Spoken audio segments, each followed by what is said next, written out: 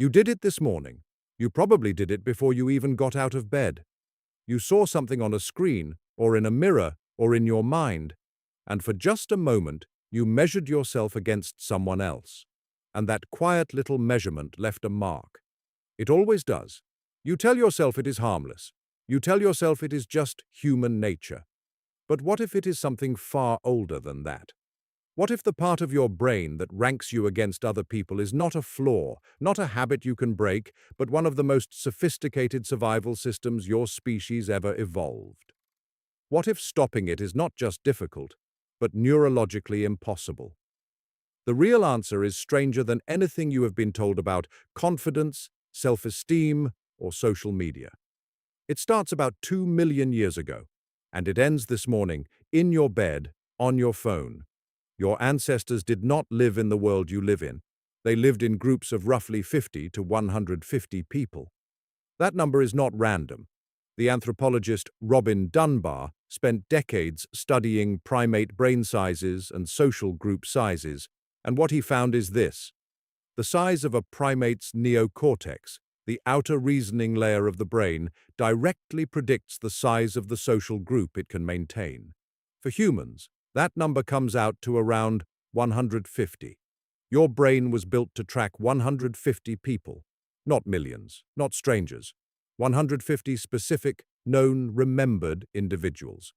In that world, knowing where you stood mattered.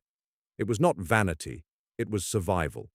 If you were lower in the social hierarchy, you got less food, less shelter, fewer mating opportunities. If you were higher, you lived longer, produced more offspring, protected more children. The group was everything, and to navigate the group, you needed a constant, accurate, real-time map of your own position within it. That map is what you call comparison, and your brain has been running it ever since. Leon Festinger, a social psychologist at MIT, gave this a name in 1954. He called it social comparison theory. His central argument was simple and devastating. Human beings have a drive, as basic as hunger, to evaluate their own opinions and abilities. And when there is no objective standard available, they do it the only way they can. They look at the people around them. Festinger was describing something your brain had been doing for 2 million years before anyone thought to write it down. There are two directions you can compare. Upward comparison. You look at someone doing better than you, a colleague who got promoted, a stranger with a cleaner apartment, a body that looks the way yours used to or never did. Upward comparison is not a pleasant experience, but your brain runs it constantly because it carries information. It tells you what is possible. It calibrates ambition. It shows you the ceiling of your social world. Downward comparison. You look at someone doing worse, someone struggling where you are succeeding, someone with less. This one produces a brief, warm, slightly shameful relief. Researchers call it schadenfreude. But your brain runs this one too, and for exactly the same reason. It calibrates your flaw. It confirms that you are still in the group, still safe, still above the threshold that would make you a liability rather than an asset. Both directions, constantly, automatically, without your permission. The neuroscientist Jamil Zaki at Stanford has spent years studying the brain during social comparison, and what his research reveals is that comparison is not happening in the rational, deliberate part of your brain. It happens in the reward system, the same circuits that process food and danger. This is why comparison feels so physical. The sting when someone else succeeds, the complicated relief when they fail. That is not your character. That is your reward system doing exactly what 2 million years of evolution designed it to do. And then came something your brain was never designed for. For almost all of human history, your comparison group was capped. 150 people. People you knew. People whose full lives you could see. You knew the man in your village who seemed more successful than you, but you also knew that his child was ill. You knew his marriage was difficult. You saw his failures. The comparison was rich and complete and human. Now your comparison group is infinite and curated. You are not comparing yourself to 150 real people. You are comparing yourself to the highlight reels of billions. You are seeing a version of other people's lives that has been filtered, selected, cropped, and lit to emphasize every peak and hide every valley. And your ancient brain, your 2 million-year-old social map system, cannot tell the difference. It sees the highlight and treats it as the whole person. It runs the same ancient calculation. It produces the same ancient feeling. But the data is broken. You are running a survival system designed for complete information on a diet of curated fiction, and calling the result your self-worth. The psychologist Sherry Turkle at MIT has documented what this does to the mind over time. In her research, she found that people who spend more time on social platforms do not simply feel worse about themselves. They fundamentally alter their sense of what is normal. The highlight reel does not just make you feel behind. It rewrites your expectations of what life should look like.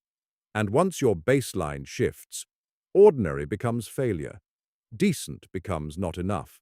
The bar is no longer something you measured against real people. It is a composite hallucination assembled from 10,000 curated moments you were never meant to see. And yet, you cannot look away. Because looking away is not an option your brain has. The social map is always running. The comparison engine never shuts down. Festinger understood this too. People do not just compare when they feel bad. They compare when they feel good, when they feel neutral, when they feel nothing at all. It is background noise. It is the operating system, not an application. So what do you do with something this embedded?